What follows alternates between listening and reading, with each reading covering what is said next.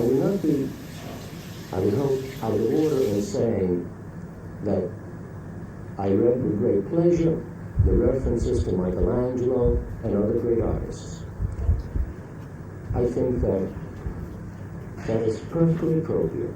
We ought to do our very best to sponsor art in all of its forms. But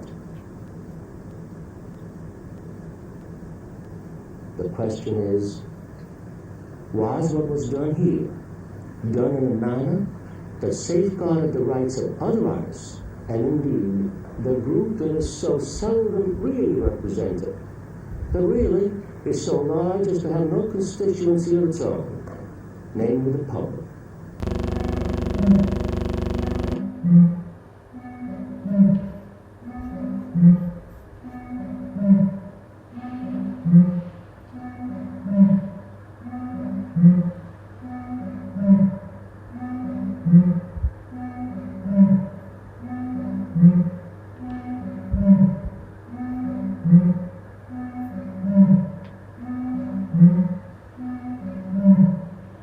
And I should ask for and will be grateful for the cooperation of the General Services Administration to have the tilted art removed as soon as possible.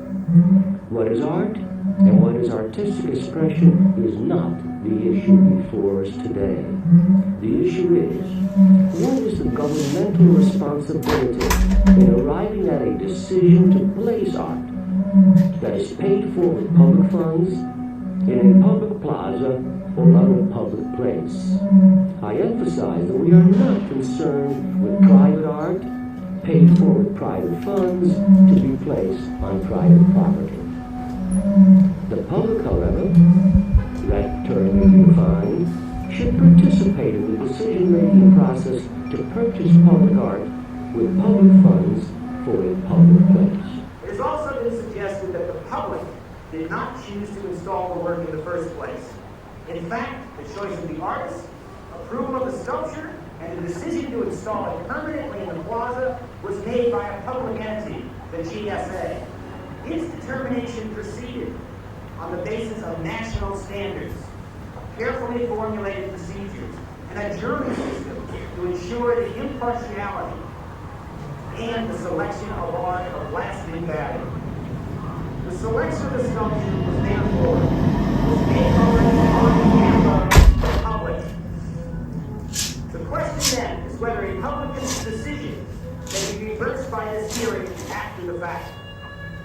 This is quite a different question than whether local communities should have input into the process prior to the selection and installation.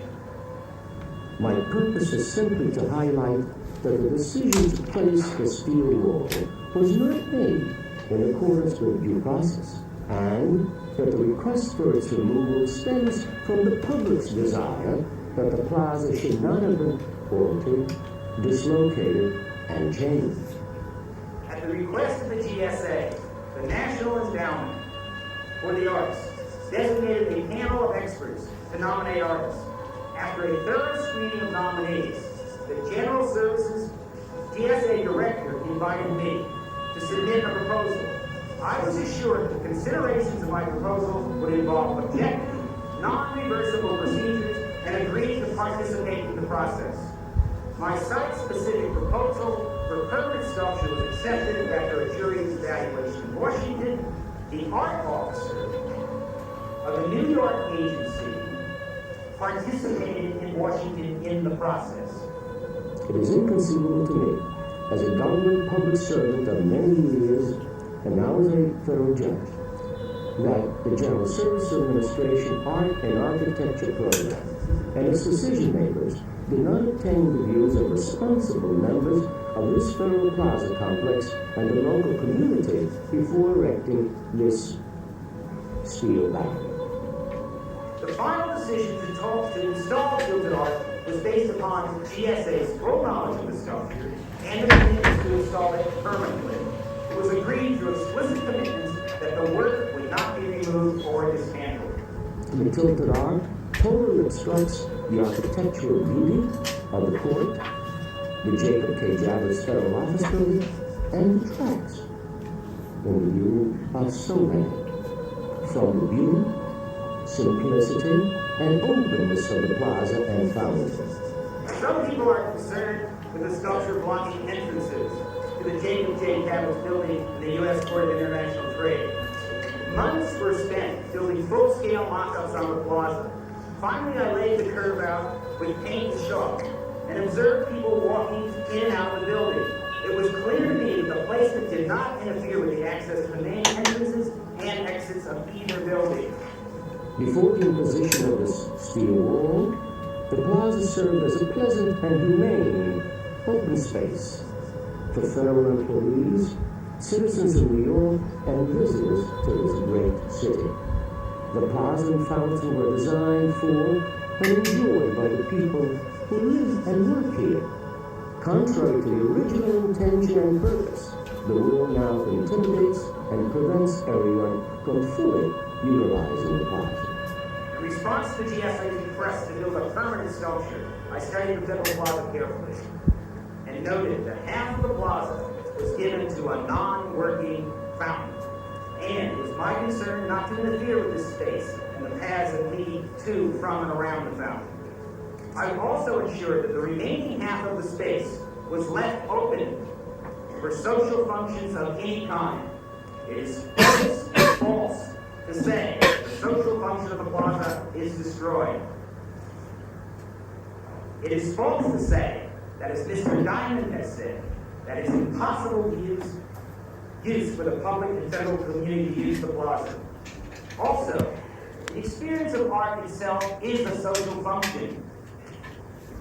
It is curious to me that people who are concerned with function can't even put water in their fountain.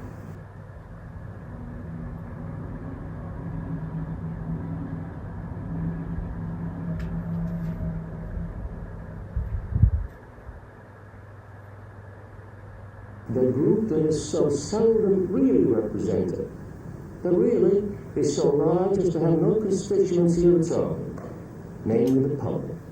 I really believe that in coming here and having started what I did it primarily on their behalf.